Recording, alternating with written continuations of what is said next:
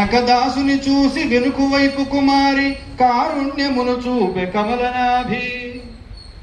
నందనారుని భక్తి నందీశ్వరుడు మెచ్చి దైవ సన్నిధిని దారి చూపే. జాషువా కలమున జల జలా ప్రవహించి పారవశ్యము చెందే శారదాంబ.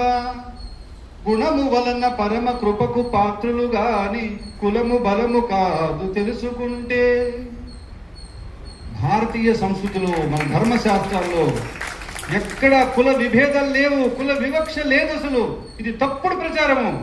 భారతదేశంలో కుల వివక్ష ఉంది, ఇది అంట్రాంతనం ఉంది, అస్పృశ్యత ఉంది అని చెప్పి మధ్యలో ఎక్కడో వచ్చినటువంటి ఒక లోపాన్ని దాన్నే పెద్ద చేసి ప్రపంచానికంతా ప్రచారం చేశారు కొంతమంది హిందూ వ్యతిరేకులు. అలా ఉండింటే ఈరోజు మనకి రాముడు దేవుడైండేవాడే కాదు, రాముడు సద్బ్రాహ్మణుడు కాదే, చాతుర్వర్ణ వ్యవస్థలో టాప్లో ఉండేవాడు కాదు రాముడు.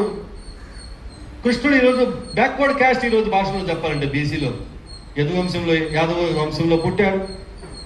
రామాయణం రాసిన వాల్మీకి ఒక బోయ కులంలో పుట్టాడు. మనము మహాభారతాన్ని అందించిన వ్యాసుడు ఒక బెస్త కులంలో పుట్టాడు. శ్రీరాముడు కులగురు అయినటువంటి వశిష్ఠుడి భార్య అరుంధతి ఒక మాదిగ కులంలో పుట్టింది.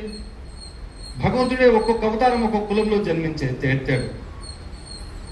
అలా కుల వివక్ష ఉంటే వాళ్ళంతా మనకి దేవతలు అయిండేవాళ్ళ, వాళ్ళంతా మనకు ఋషులు అయిండేవాళ్ళ కాదే. భారత సంస్కృతిలో ధర్మశాస్త్రాల్లో కుల వివక్ష లేదు. కాబట్టి మనం ఈరోజు కులాలకు అతీతంగా, పార్టీలకు అతీతంగా, ప్రాంత భాషలకు అతీతంగా హిందువులుగా కలిసి జీవించాలి. దీన్నే శంకరాచార్యులు చెప్పారు, చండాలోస్తు ద్విజోస్తు సతి గురు రిత్యేష మనీష మమాన. దీన్నే రామానుజులు చెప్పారు, దీన్నే అన్నమయ్య చెప్పాడు.